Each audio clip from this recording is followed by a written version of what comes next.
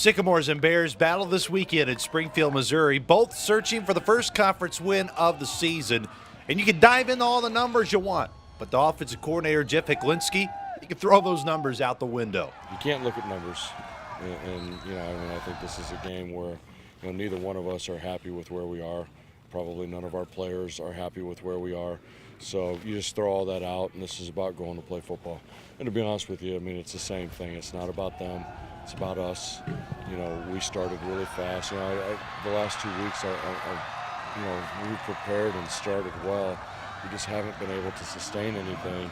And hopefully now we can work on sustaining some things and putting some more things together past the first 2 or 3 drives, or first quarter and a half. Indiana State forced SIU into 4 turnovers on Saturday, including 3 interceptions, which pushed Indiana State's season total to 6, surpassing last year's total of 5, which was dead last in the Missouri Valley Football Conference. Defensive coordinator Brad Wilson can sense the improvement, and he doesn't even have to look at the stat sheet.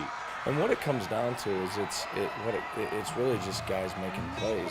It's you try to get them in position, and you try to make sure that they're prepared for what they're going to see. But what it ends up coming down to is to a guy making a play on the ball in the air, or a guy raking a ball out, or getting to a quarterback and forcing a fumble. And I think that when you have guys, we talk about this all the time, and you have guys that you have the right eye discipline, and you put yourself in position to make plays, your ability takes over from there, and you're able to see that a couple times on Saturday. We had some guys make some really good plays on the football.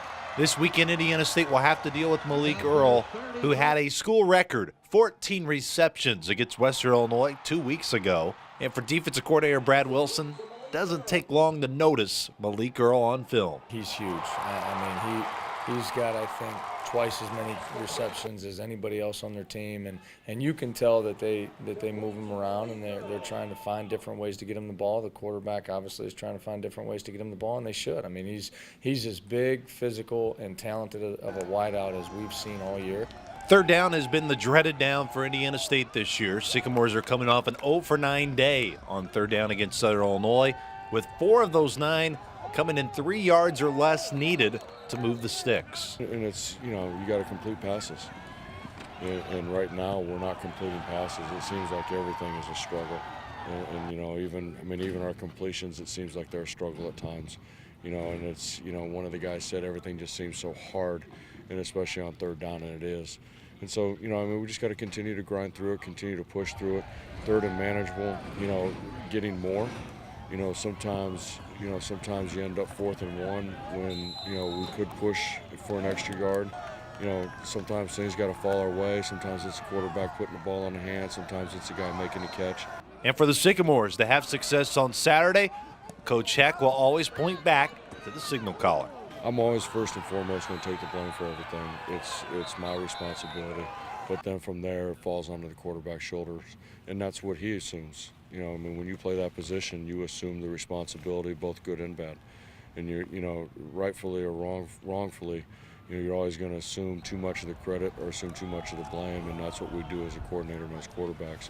And so our focus is on the quarterback. Our focus is on getting him right and getting his feet right. And because I tell you what, the guys are where they're supposed to be.